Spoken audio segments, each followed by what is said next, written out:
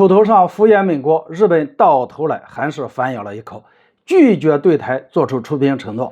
德国态度和当初的日本露出一辙，真的打起来，德国真会出手吗？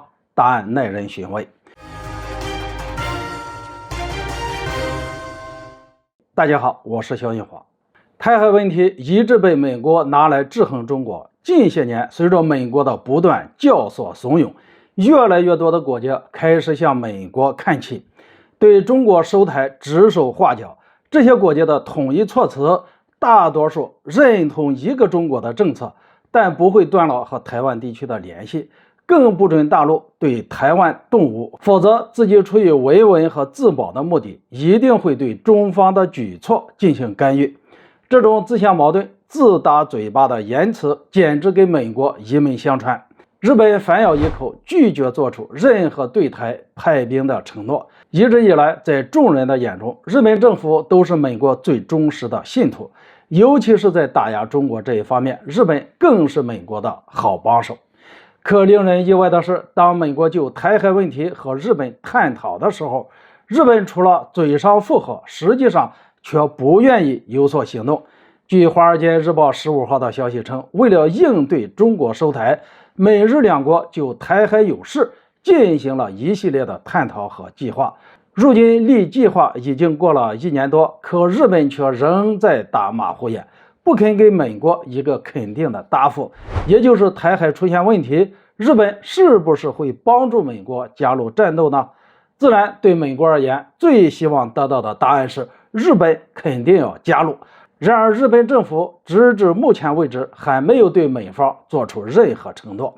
日本的所作所为令人难免联想到了德国。不久之前，德国总理舒尔茨刚刚发布了一份战略报告，报告一方面承认一个中国的政策，另一方面却同美国和欧盟的态度一致，不愿放弃对台联系的同时，还要升级与台岛的关系，加强与台岛的合作，并且坚决不允许任何国家或者势力动用武力改变台海现状。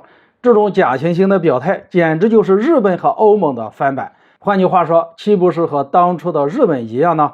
一样在提醒中国，台湾有事就是德国有事，就是欧盟有事。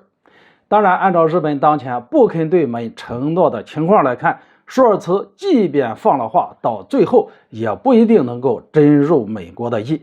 真的打起来，德国还真不一定能动手。或许这只是舒尔茨在过过嘴瘾，刷刷美国的好感罢了。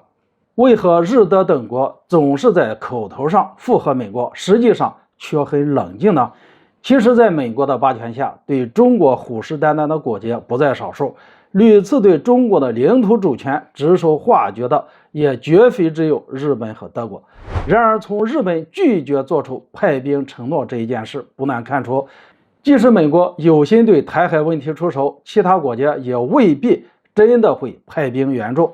我认为有2个方面的原因。首先，美国霸主地位动摇，霸权不稳。今时不同往日，如今的美国虽然很强，但却很难对别国造成绝对威胁。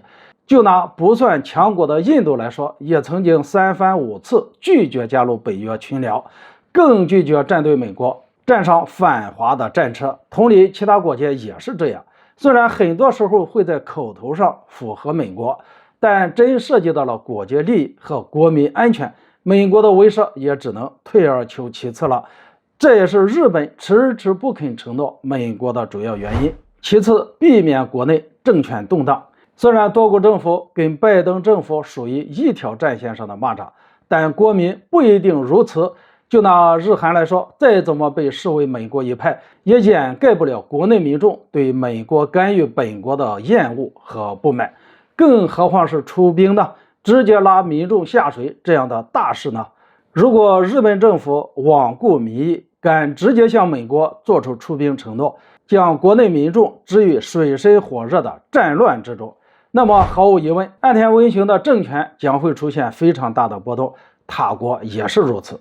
所以总的来说，日本不对美国承诺实属正常情况，而德国放话符合美国主张也是正常的步骤。如果拜登政府不反思，还意识不到这一点，执意干涉中国收台的话，小心被妻子反咬一口，到时候就后悔莫及了。好了，今天就说到这里，咱们下次见。